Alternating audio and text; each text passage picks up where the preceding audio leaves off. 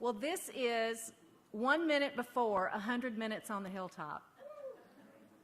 We are so excited about this program. This is something that sort of came to us as we were thinking about cool ways to celebrate the centennial of Birmingham Southern becoming Birmingham Southern, the merger of Southern University and Birmingham College.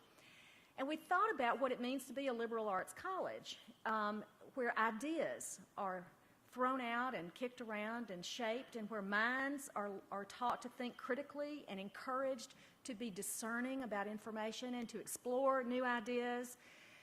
And so we thought, let's take 100 minutes and find 10 people to talk about 10 big ideas for just 10 minutes.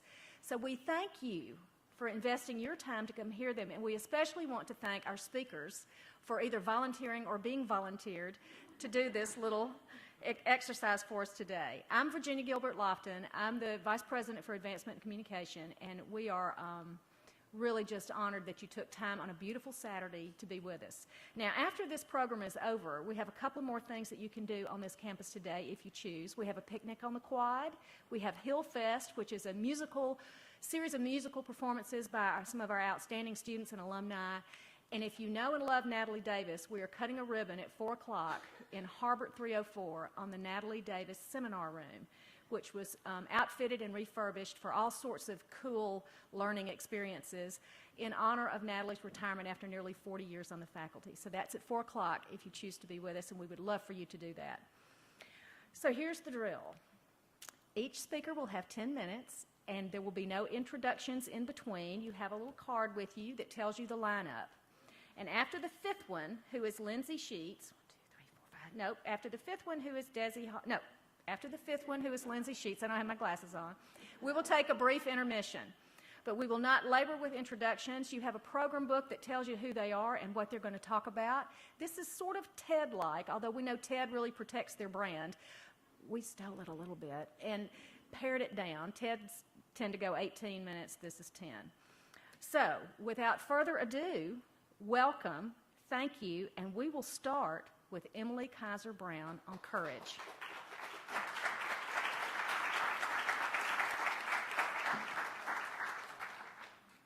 Good afternoon. I have the courage to go first, I guess.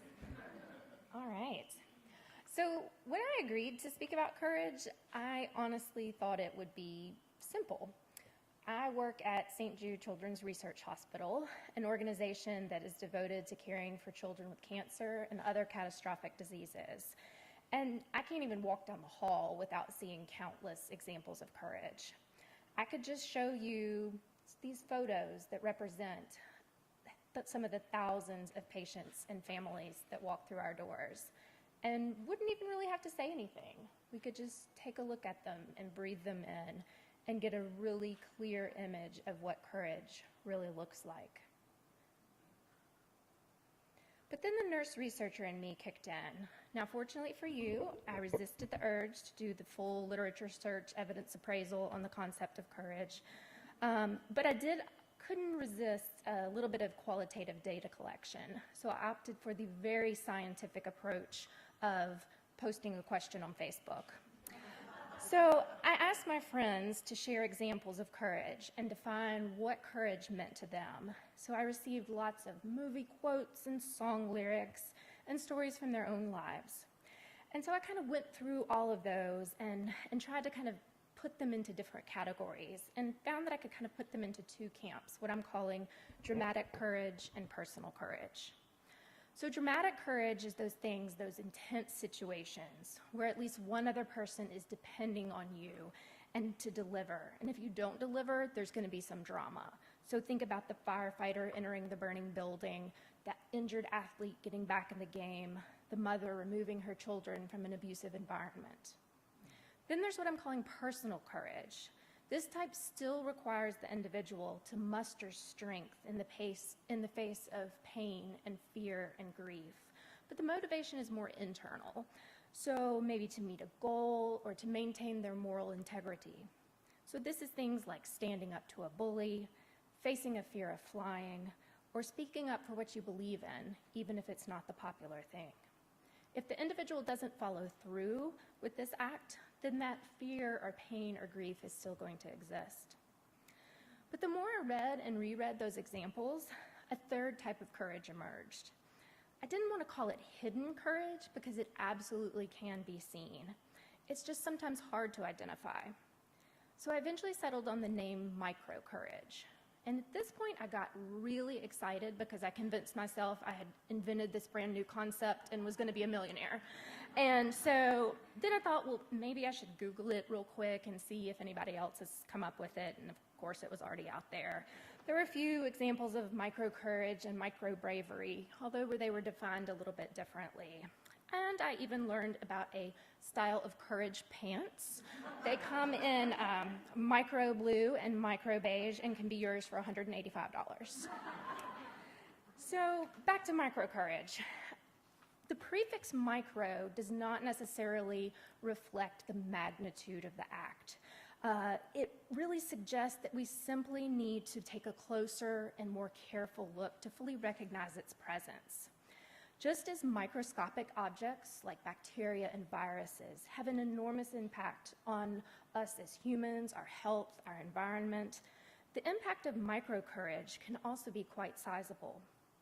So, my question is, what would happen if we all got out our microscopes, all became scientists, and made a conscious effort to discover and acknowledge acts of microcourage?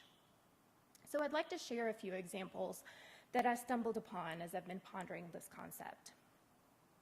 I met Connie at the 7-Eleven on a snowy day in Chicago.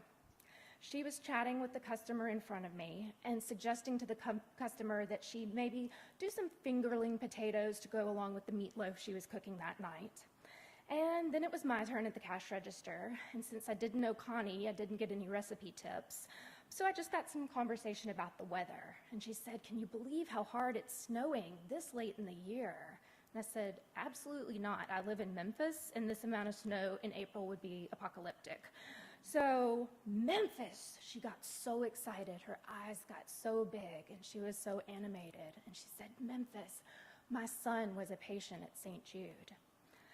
I told Connie that I worked as a nurse there, and she began to tell me all about her son, Brandon. Brandon had had a brain tumor. Brandon was only supposed to live to age 15, but he lived to be 24 years old. She then pulled up her sleeve and revealed the St. Jude logo tattooed on her arm, with Brandon in cursive script beneath it. We chatted about how much the campus had grown, how amazing the doctors and nurses were. And I paid for my Diet Coke, and I said goodbye to Connie, and I thanked her for sharing her story. On the drive back to Memphis, I really started thinking about Connie, and I regretted that I didn't specifically thank her for having the courage to tell her story. Despite her grief, she made that connection with me. She honored her son's legacy by sharing that story with me. But how is she doing now? What impact was that having on her? Did that brighten her mood to speak about Brandon that morning, or did she shed tears after I left? There was nothing dramatic about this scenario. No one was depending on her. There was no personal motivation. She wasn't righting a wrong or overcoming a phobia that day. She was just sharing a simple, beautiful story, a beautiful act of microcourage that might have remained hidden if I hadn't been open to watching for it. The courage to say no. Sarah works the night shift as a pediatric oncology nurse. One of her favorite patients excitedly asks her to come to his birthday party.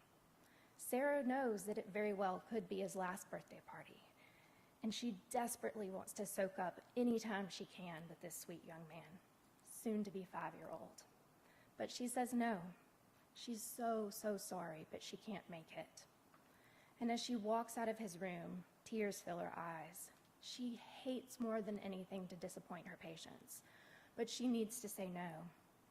Not just because the rule book tells her that she must maintain professional boundaries, but because she knows she must take care of herself first in order to have enough compassion left in the tank to give to others. Compassion fatigue is a hot topic in the healthcare field. It's a type of burnout that results from continuous exposure into caring for patients with severe illness, trauma, and suffering. Sarah has seen signs of it in herself and in her colleagues. She knows she needs to try to keep work at work, but it's gut-wrenching to turn down that invitation of that precious boy, and she's filled with guilt. Sarah's actions are absolutely courageous, and I think a great example of micro-courage. Like passing on dessert or opting for Brussels sprouts over French fries, you do it to stay healthy, to prevent disease.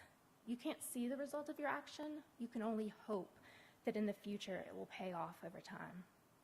But unlike choosing broccoli over brownies that takes discipline and willpower, Sarah's decision takes courage. On the surface, it might appear that she's just following policy, but underneath, it takes an inordinate amount of strength to do the right thing for herself, her patient, and her future patients. Later that night, Sarah grabs a few co-workers to help her shower the birthday boy with a confetti surprise attack and an off-tune round of happy birthday to you. And his giggles echo in her head as she drifts off to sleep that night. We often don't realize when we're in the midst of an act of courage or when someone else is in the midst of an act of courage. But when we recognize it, we need to acknowledge it. We need to name it. We need to say, that was courageous. That took courage, what you just did. By acknowledging it, we're encouraging each other and we're showing compassion for one another. By acknowledging it, we're honoring their pain, their fear, their grief, and giving credibility to their actions. Micro-courage is absolutely all around us, and it's my hope that each of us will start to see micro-courage, that it will become visible to the naked eye. We just have to make a conscious effort to see it. It's the woman foregoing financial stability to support her animal rescue mission.